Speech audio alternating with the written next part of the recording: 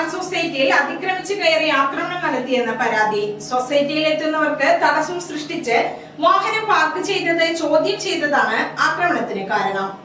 അല്ലപ്ര കുരിശിന് സമീപത്ത് പ്രവർത്തിക്കുന്ന പാൽ സൊസൈറ്റിയിലാണ് അതിക്രമം നടന്നത്. തൊട്ടടുത്ത് പ്രവർത്തിക്കുന്ന ചായക്കടക്കാരന്റെ വാഹനം സൊസൈറ്റിക്ക് മുമ്പിൽ തടസ്സം സൃഷ്ടിച്ചിട്ടിരുന്നതിനാൽ പാലുമായി എത്തിയാൽ മറിഞ്ഞു വീഴുകയും വണ്ടി ഇങ്ങനെയാണോ പാർക്ക് ചെയ്യുന്നതെന്ന് ചോദിക്കുകയും ചെയ്തു.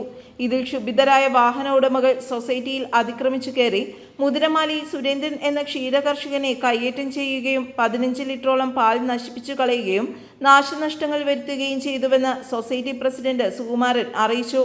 ഞാൻ അല്ലപ്ര ക്ഷീരസംഘത്തിൻ്റെ പ്രസിഡന്റാണ്. ഉച്ചയ്ക്ക് 2 മണിക്ക് ശേഷം ആണ് സൊസൈറ്റിയിൽ പാലളക്കുന്നത്. ഈ പാലളക്കുന്ന സമയത്ത് തൊട്ടടുത്തുള്ള ഒരു കർഷകൻ പാലുമായിട്ട് വരുമ്പോൾ സ്വാഭാവികമായും ഈ സൊസൈറ്റിയുടെ ഫ്രണ്ടിൽ തൊട്ടടുത്ത കടക്കാരൻ്റെ കാറ് പാർക്ക് ചെയ്തിരുന്നു. പാലുമായിട്ട് ഇദ്ദേഹത്തിന് കയറാൻ വയ്യാത്തൊരു സാഹചര്യം സൃഷ്ടിക്കപ്പെട്ടു.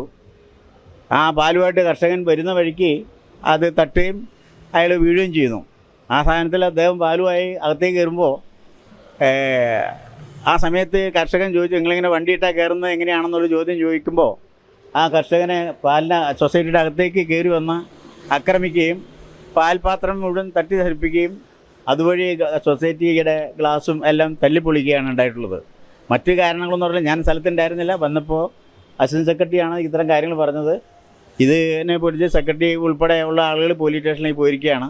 സ്വാഭാവികമായിട്ടും ഈ കർഷകനെ സംബന്ധിച്ചിടത്തോളം വളരെ ബുദ്ധിമുട്ടാണ്. ഇവിടെ ആ ബുദ്ധിമുട്ട് സഹിക്കുന്നതിൻ്റെ കൂട്ടത്തിലാണ് ഉള്ള പാല് തട്ടിക്കളയുകയും അത് ഡാമേജ് ആവുകയും പാല് കയറ്റി വയ്ക്കാനും കഴിഞ്ഞില്ല. അതുകൊണ്ട് തന്നെ സൊസൈറ്റിയുടെ എല്ലാം ഡാമേജും വരുത്തിയിരിക്കുകയാണ്.